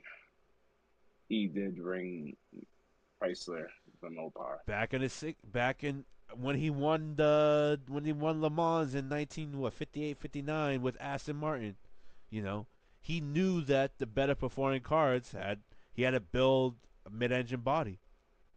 And he literally asked the British to do that. British built them a body, prototypes. Ford supplied the engines and transmissions, and they went on racing. But without that British body, he wouldn't have been anywhere. It's the same concept. Carroll helped helped design the whole aspect of the Viper. They sent that bitch out to Lamborghini to build a better V10, and there you go. Let's see. At least Ford, when they built the GT40, still had its engine and transmission. Actually, no, the transmission wasn't even theirs. I don't think, because they didn't really build transaxles. I think they went to a racing company for that. I forget what the company's called, but you get the idea. Mm-hmm. But Let's see. Dodge handed over his cast iron block V10 designed for trucks to a Lamborghini engineers to make it suitable for a sports car. what did He I just say? recast the block and What did I just heads in say? aluminum. You did your homework. I glanced at it. I did it better. I got a better grade. And blah, blah, blah. And then they came out with that. And You just I keep want to repeating. know. You just keep I repeating want to know yourself. who built. I want to know who built the Viper. Lamborghini. No. Dodge. You just read 3 articles and they all said Dodge gave Damn. The Lamborghini same their engine. designer who penned the Lamborghini Diablo actually designed the original Dodge Viper. None other than Tom Gale. Tom Gale designed the Viper.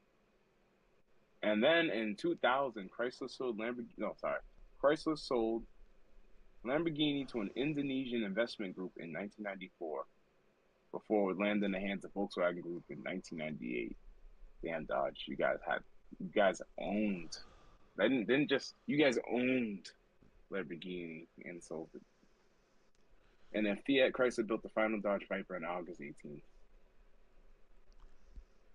But yeah, All I'm saying so is, Tom Gale designed the Dodge Viper, who basically designed the Lamborghini Diablo, which is impressive. but guess whose car it is? Carol Shelby. I don't see anything about Carroll Shelby here. That's Carol The Shelby's Viper. idea entirely. You're not gonna tell me otherwise. I know he had other. I just looked it up. The Carroll Shelby did Carroll Shelby build the Viper.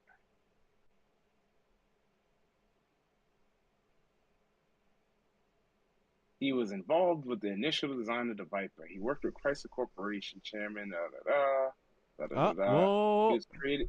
He was involved in creating a special edition of the Viper, the Carroll Shelby Special Edition. He helped convince Lutz that going with So, the Viper project was a good idea, and that he will help design it. Carol Shelby's idea. He as convinced a Lutz at the performance time consultant, to do it. That whole entire project wouldn't have been possible if it wasn't for none other than Carol Shelby. Give that man his flowers. all right. In fact, he was a performance consultant for Dodge. He did not directly participate in the Viper's design or creation because he was waiting for a heart transplant. But the Viper's creators still consider him the car's conscience. I'll take that. I'll take that. I'll take that. I'll take that. I'll take that. Mr. I'll Carol take that. Shelby, buddy. He helped. Yeah, he didn't have any say or anything in the project, but they really kind of built. You're right. He probably was behind the scenes. Behind the scenes, he did his part and basically said, "You guys should build this car." It was he went to Ford and they declined. He got hired by Dodge and he brought the idea to Dodge and they approved. That's the quickest way I can explain that for you. Yeah. No, But no, I get what you're saying. He came to Dodge. He already made a Cobra, which makes sense. He's the reason why Mustang even had a snake. And then he brought Dodge their own snake. enough talking. We're a little past the time, but it was good discussion for a Thursday night. Viper's American. Viper's Italian, unfortunately, buddy. I don't know what to tell you. Say that to all those Viper Vipers. wouldn't have been a Viper without that V10. And that You're gonna V10 say came that. from Lamborghini. Who's that? LMAO. That's Blake. He's getting somewhere. PVT. Good day. Italians for the win. We all want a Viper PVTX. We all do.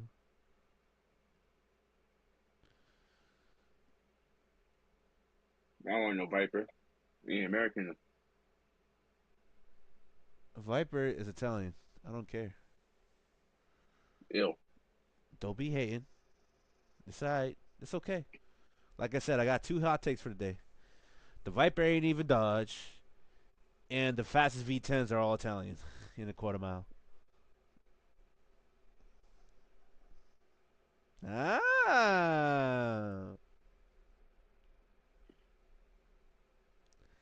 Fine. I'll take my American Italian supercar, sports car, whatever you want to call it, I and I'll think go that's drop considered. around. I think the Viper is considered a supercar. I think.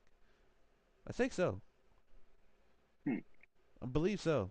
I could be wrong, but I believe so. It makes sense. I'm gonna call it a sports car for now Why?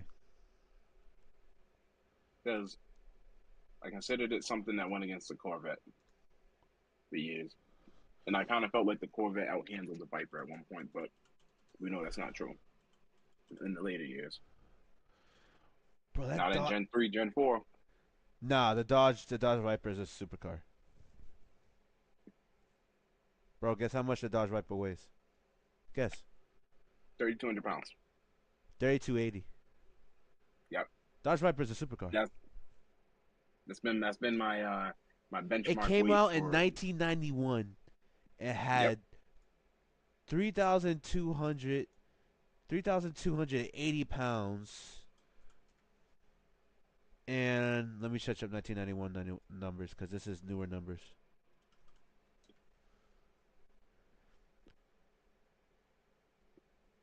400 horsepower at 4,600 RPM. And later, Hmm. let's see. And later went on to Wasn't have much. 450 to 500 horsepower, 3,200 pounds, V10 Roadster. That's a supercar. The Hmm. McLaren F1 is lighter and boasts the same amount of power. Well, I think it did 600, but still. Now, to make a supercar, you have Okay. to look up 0 to 60 numbers, but it is what it is. But to me, that's Like a I say, supercar. I know it didn't get there, so I'll call it a sports car. It didn't put the suit car numbers at the Well, time, but let's see. it was fun. You know what? Dodge Viper 0 to 60. Take 5 seconds. Wow, that was stuck in my I mean, thing. 4 seconds. Yeah, supercar. All day. All day. 1991. 1991. The first gen What? Viper from 1991 to 99. Did a 4 or 4.1 seconds 0 to 60. Okay, I'm seeing 4.6 for the first gen. I'm looking at it right now. 4.7. First generation 4 to 4.1. First generation. Yeah, I'm seeing about 4.5, and then it got faster over the years. That's a supercar. I don't care. Let Come me out see. before What the article do McLaren you F see? to come out before the McLaren F1 and do a 4 second 0 to 60. I need to see what article you see and where they're getting that source. It's just Google. Yeah, It's Motor trust it. Trend. Sorry, it's Motor Trend. Sorry. Ugh, The that would newest, be the off in their numbers. 2013, did a 0 to 60 in 3.5. That's Um, about right. the Yeah, that's right. 2006 did a 0 to 60 in 4. Yeah, that sounds about right. The There 2000 we did a go. 0 to 60 in 4.2. Yeah, and then The the originals are 1999 4.5. GTS Coupe Test did a 0 to 60 in 4.1. 1998 did it in 4.1. 1997 did it in 4.0 with lighter panels. The Coupe Test is what it's called. Oh, yeah, The the GTS did it in a four, but that's yeah, that GTS is a 97, did in a dude, it's a 4.0. supercar. That's the supercar numbers in the early 90s. Yeah, the 91 though, it was definitely a 4.5 0 to 60. I'll tell you that. Of course. There's a YouTube video on they did a 0 to 60 on all the generations. No, So like it's a supercar. Gen 1 Viper is just That's a ah, supercar. that's a super That's a supercar. that's a supercar. You And can't the call new it a sports Corvette car. today is not considered a supercar no more. In I mean, the 1991, Zora.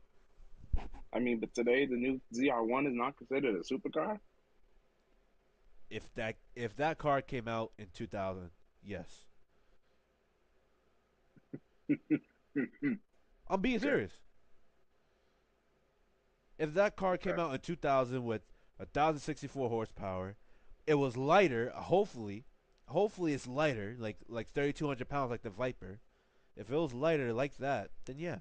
But it's judged it by weight and power. No, unfortunately, to me. But we're getting a little off topic. We could save that for Sunday. All right. We're getting a little far fetched. Thank you for tuning in. PVTX on 100. I want a Viper. We all do, sir. But to be honest, I do and I don't. I think it's ZR1. I kind of do, just cause I like the Viper. I always did like the Viper. I had a poster. I had a little poster thing when I was a kid. So little soft spot I get a for me. Viper. It's a Gen 5. It's a Gen 5. I'm sorry. No, I don't mind. I wouldn't mind Gen 3 or Gen 2. I like the Gen 3, but I prefer Gen 5. Well, yeah, but That's for the I don't have $300,000, $400,000, $500,000. that's what they're going for now. As a collector's, yeah. They can keep it. If you find like a cool dude that like drives it, is like, oh, I just want this to be driven with the right owner, then probably you get it for less. But other than that, They because can you got to keep it. remember, MSRP when it came out was 171,000. I remember when I first used to look at Vipers, they were only 87,000. That was the earlier models, man. What? Yeah. Well, let me do one quick search and then we're gonna end this. Tired of searching stuff up. Dodge. I did Dodo. Gen Dodge. 5 Viper price. I thought they were only 100,000 when they came out. MSRP. It started at 87. All right, hold on. Now Yeah. Dodge Viper ACR. Oh no, you don't, man. You talking about the ACR? That's a whole package upgrade. Hold on, man. Hold on now, big fella. That's a whole package upgrade now. MSRP 118,000. Now what's the price today? Too much money. That's what I'm saying. That's what I was trying to tell you. Too much money. Yeah, Yeah, when they about were a quarter. 80,000. It's a quarter milli to about half a milli. Yeah, see, 87,000. That's respect. When once you Yeah, when going it up in came that out, price, but you needed an allocation and all this BS. It's a supercar. It's a supercar. It got lighter, faster, with more displacement, more power. What do you like? It's a supercar. They damn near dominated WEC when it entered. All right, guys, we're gonna end it here because we're just dragging along and just bickering and baggering. Well, we're talking cars, but we love good old ooh, American Italians, quote unquote. yeah, I'm not considered American. I ain't American, so no, nope, That's American because they got a Dodge badge, but it was designed by an nope. Italian. I tried. I tried it. I tried it. I tried to make it American. They let me down. So next, I let you down. The internet's let you down. Facts let you down. next. Nope. I'm getting a Corvette. I'm getting a Corvette. And I'm gonna smack every Viper owner. That's it. You get if you're grabbing a C8, that's based off an Italian.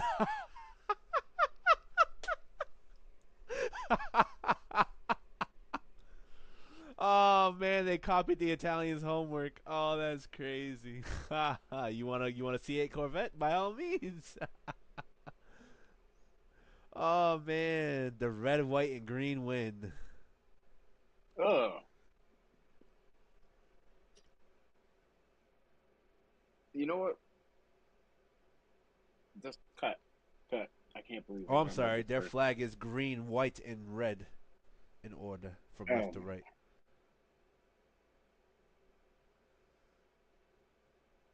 when you know what? I'm gonna keep the comments to myself.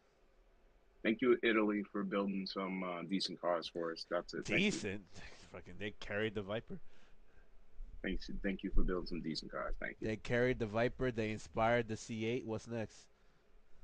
Thank you, Italy. I'll go eat some pasta now. Pasta. You know, it's funny. I had some nice Italian food earlier. Antonio's over here, man. This shit's actually quite fire. Antonio's. I'm gonna make some chicken parm and put it on top of a Lambo. This dude said that. Awesome Alex Choi shit. All right, thank you guys for tuning in. This dude's pissed at the Italians, but it's okay. They build some fantastic cars, some fantastic engines. They're enthusiasts of hardcore, of the racing pedigree, and then everyone else follows suit. There's a reason why you go to American, you think of different brands like Ford thing, Chevy and all that stuff, but when you go to Italy, you think of Ferrari. First thing that comes to mind, besides the Pope, Ferrari. Chicken parm. That's right, PVT. Fucking hell. It's okay, Ugh. you can hate.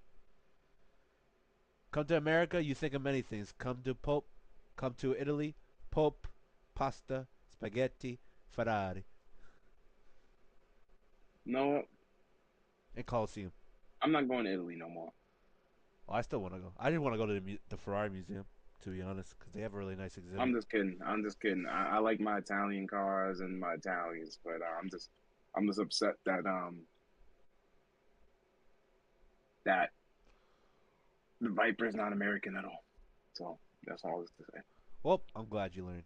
But on that note, I am True Speaker, and if I speak no truth, you can call me out on it. I am your host, and Sir Black is here, finally. I'm gonna roll my eyes at this guy, but yeah, yes, thank you.